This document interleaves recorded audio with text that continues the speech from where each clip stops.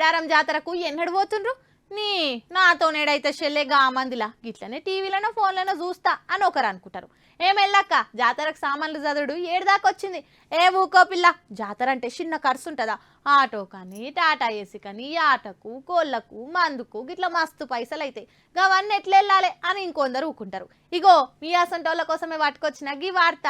జాతర పోయి సమ్మక్క సారలమ్మని దర్శనం చేసుకోనికే సౌలతు టైం లేనోళ్ళు ఏం రంది పడకుర్రి. మీ అసంటోళ్ళ కోసమే సర్కారు ఉపాయం చేసింది. కదేందో చూడు నిర్మల.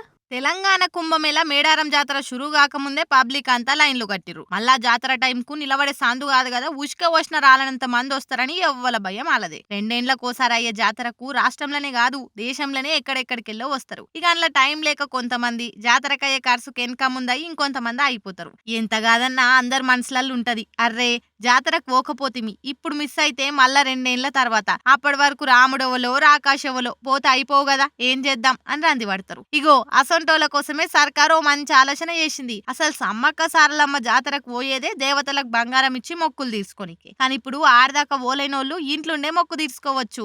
ఎవ్వల బరువు తగ్గట్టు వాళ్ళు కిలో బంగారానికి 60 రూపాయలు లెక్క ఎన్ని కిలోలుంటే అన్ని పైసలు కట్టి ఆన్లైన్ లో బుక్ చేసుకోవాలి. అట్లా బుక్ చేసుకోనికే మీ సేవ ఛార్జీలు 35 రూపాయలు, పోస్టల్ ఛార్జీలు 100 రూపాయలు. గంతే, అంతకు మించి ఎక్కువ కట్టాల్సిన అవసరమే ఉండదు. మొక్క అయిపోయినాక పోస్టుల ప్రసాదం మనకు వస్తుంది. గంతే, గీ దానికి పెద్ద ప్రాసెస్ గుట్టి ఏముండదు. అందుకే జాతరకు పోకపోతిమిరో దేవుడో అనుకునేటోళ్ళు ఏం రంది పడకుర్రి. ఇప్పుడు కాకపోతే మళ్ళోసారి గీ తాప అయితే గీ ఆన్లైన్ సిస్టమ్ వాడుకొని మనసు నిమ్మలం చేసుకోర్రిగా.